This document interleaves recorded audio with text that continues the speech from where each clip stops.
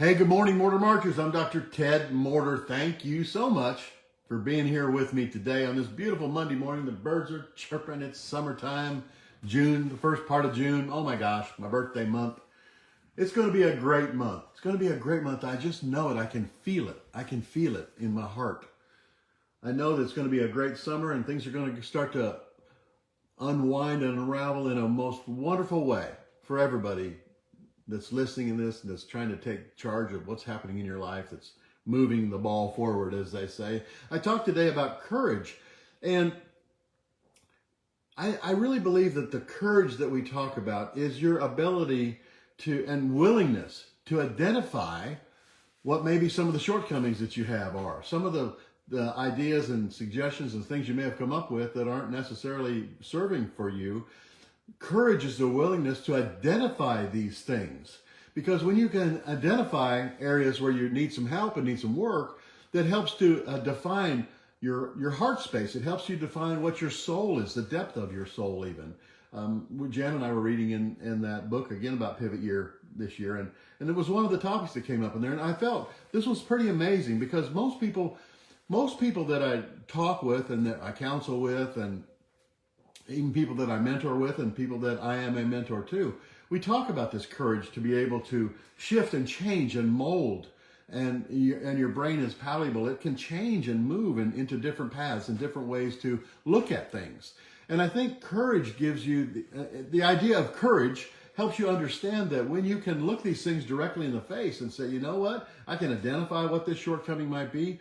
I can say that I may not be the best at that. And it happened to me yesterday. I was talking with someone about doing a project for me, and she was talking in terms of computers and what computers do and don't do and what she was able to do. And I was listening in TED, and TED does not compute with computers, so to speak, because, to me, it's just real simple. You do this, you move it there, and it's going to be fine. But the truth is, it's not that way. It doesn't work that way. And people are experts in their jobs and experts in the way that they understand these things. And to me, courage for me was to say, you know what, I messed up. I was short. I probably shouldn't have said that, but I didn't understand it. It was frustrating to me. But when you get frustrated, when you get upset about something, you're in a conversation that it's not working out the way you'd like it to be, just stop a minute.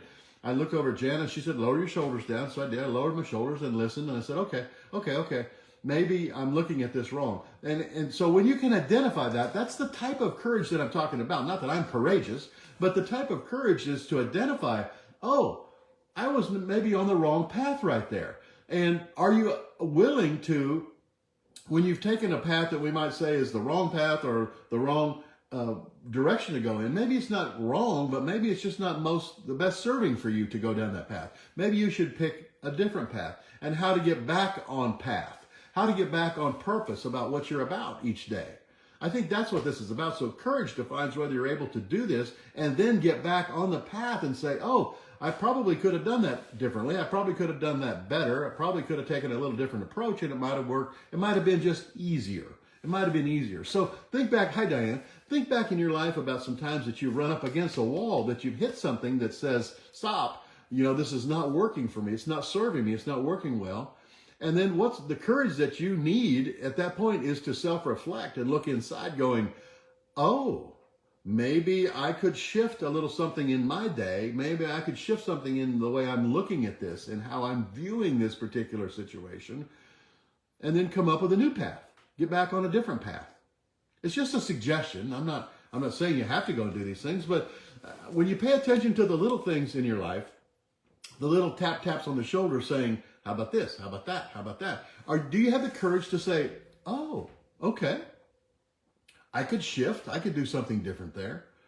It's not easy, but nobody said it was going to be easy. But it's worth it because I'm worth it. And you're worth it. You're worth the idea that you can be and do and have anything you'd like in your life if you just open up to possibilities. Think about that. When you open your world to possibilities, then you're able to look and see differently than you have seen in the past. All of a sudden, things look differently. That's why in some of the teachings we talk about, it says, in this unit of time, what does it look like for you? Well, let me explain what that means.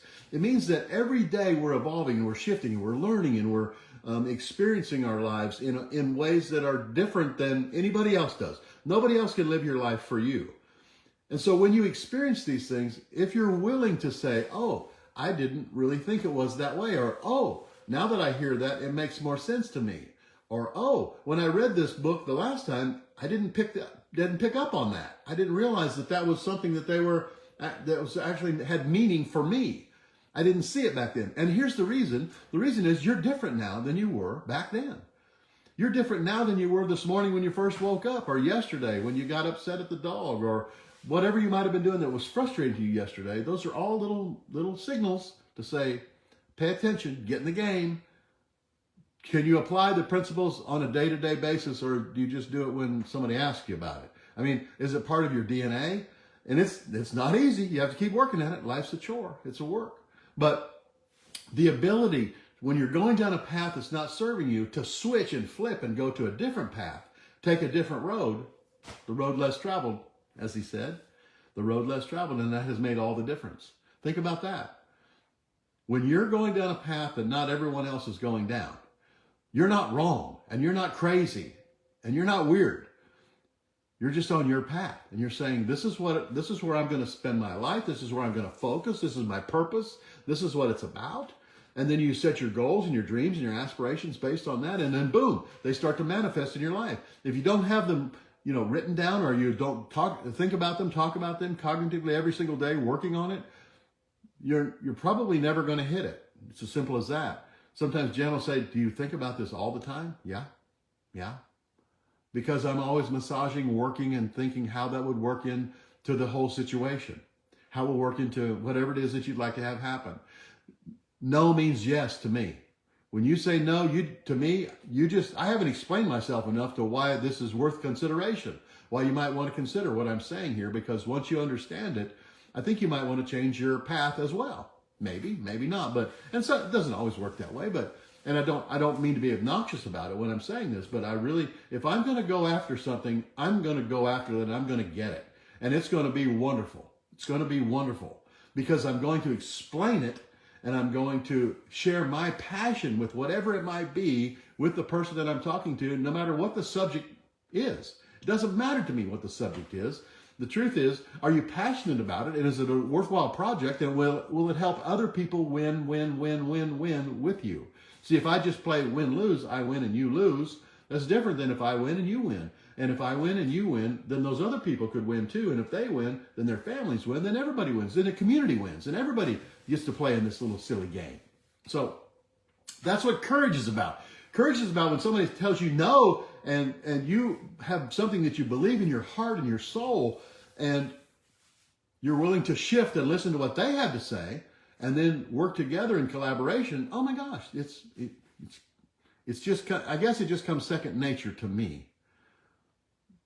I don't think I'm anything special or anything different than anybody else. I just listen to some of these things, and I've learned over the years. I've been here 7 years, I guess now, and I'm thinking, wow, what's going to be left when I'm gone? What's going to be around? So who am I going to influence? Who am I going to help? Who am I going to be able to? Hey, Paul, good to see you, man. Hope everything's going well up there. Paul and Nancy are just wonderful, wonderful people. I'm so proud and honored that you'll get on here with me and be supportive. I support you guys 100% because it's win-win, win-win. I love talking with people, and I love experiencing what their joy and passion is. And I'll listen to that and I'll say, wow, that's really cool. And I won't try to one-up them and go, yeah, but that was not as good as what I did. Look what I did over here. And a lot of people play that. They play the one-upper game. No, try not to do that. Listen intently with people. Have the courage to keep your mouth shut and just listen to what people are saying. Move into their space, their energy about what they're all excited about, sharing that excitement.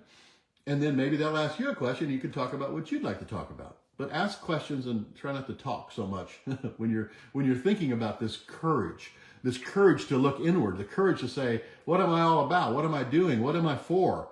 Not what am I against? I'm against all those things. No, what am I really for? What am I for?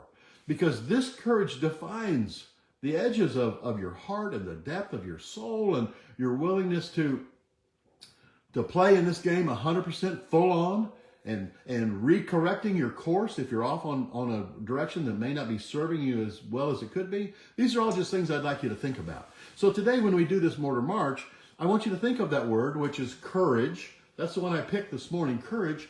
And what does courage mean to you? Do you have courage or not? Do you feel like you're part of that, the courageous example that you set for your kids, and you show your parents and you show your siblings and your spouse? Are you courageous in that? Do you have a passion that's unstoppable? I hope so, because that's what keeps you young. I don't know. Maybe you think I'm crazy. I don't know. It's not going to change the way I feel about you. I'm just going to say, okay, maybe you just don't understand. I hope you do. I hope you'll take this to heart and say, you know what? I will be different today. I will be different than I was yesterday. And here's how I'm going to be today. I'm going to do these things today. It's up to you completely. You get to pick which things are important to you and which things are not important to you. And the ones that are not important, I suggest you put those on the back burner and focus on the things on the front burner that are really important to you, that evoke this feeling of helping other people and being part of something bigger than just you and what you'd like to accomplish today. It's just my thoughts this morning when I woke up and thought about this. So I'm going to do my march today, and I'm going to be courageous. And if you're going to do this march today with me, as you do it, think about something where you need a little more courage. Think about something where you're going, oh, you know what? I could use some help with that. I could focus more on that and make that come into fruition. Where would you apply this courage? How does this courage that I'm talking about affect you? When you think about it, what comes to your mind? Well, I could use a little more courage in dealing with this person at work, or I could use a little more courage in when I'm trying to renegotiate this loan or something I'm going to do, or whatever that might be, something with your family, courage in dealing with a problem child, or courage in dealing with an in-law, or somebody was giving you a hard time, or your parents, or a sibling. They're top end unlimited here, what you could think about. Where could you use a little more courage? Then picture that and say, I'm thankful and grateful for courage in my life. Thankful and grateful for courage. Because when we think that, I'm thankful and grateful for courage, maybe it's courage about selling a property if you're a realtor, or courage about writing a new song if you're a musician. And to get this going, you have to have it consistent. It has to be congruent with what you're thinking about up here. And this part of your brain back here, the subconscious part of the brain that controls everything in your body. This part just works on autopilot. It's been programmed for years to do it the way it does it. And it's difficult to go in there and say, we got to shift that. We got to change how I'm responding every time I think about that person. It makes my heart beat real fast and my blood pressure goes up. And I'm thinking, what the hell's going on? No. Because in your mind, you say, I forgive them. It's going to be okay. But if this part back in here is still going, boom, boom, boom, no. See, there's a disconnect. It's not synchronized. And this technology that we use with this Morter March is to synchronize this with this so that the rest of your body falls in line. Because it was made to repair and rebuild. Your body was. Your brain can screw that up, but that's a whole nother topic, maybe for next week. Courage today. I'm going to have courage. I have courage. I am courageous. I am courage. Boy, we're going long today. All right, come on. Do this with me. Do the march. Hop up out of your chair. I got my left foot forward, my right arm up. I am thankful and grateful for courage in my life. I'm thankful and grateful for courage.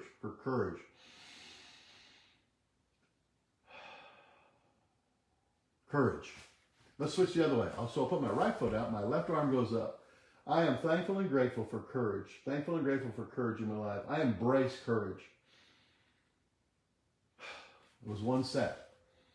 Remember, if you don't know how to do these things, go to www.mortermarchmonday.com. Sign up. Watch the videos. It's all free. If you're not doing it, go watch them again. It's a different unit in time. Boom. Repeat number 2. I'm thankful and grateful for courage in my life. Second set. Thankful and grateful for courage.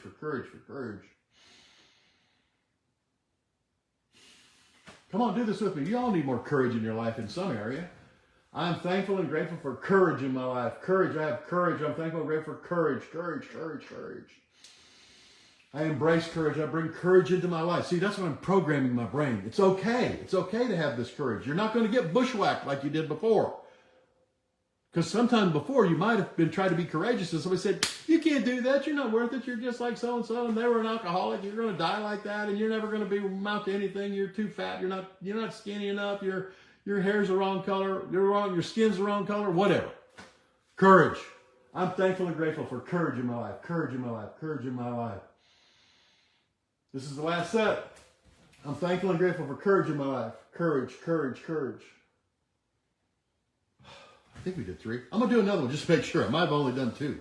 I'm thankful and grateful for courage in my life. Courage in my life. Courage in my life.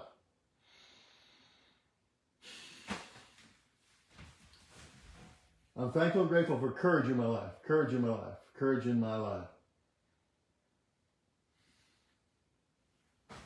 It's important. You're important. And when you start to think this way, when you're willing to identify what shortcomings might be there and take a different path and use a different approach and try something else, you might be able to find a little more happiness in your life. No, you will be able to find more happiness and content in your life.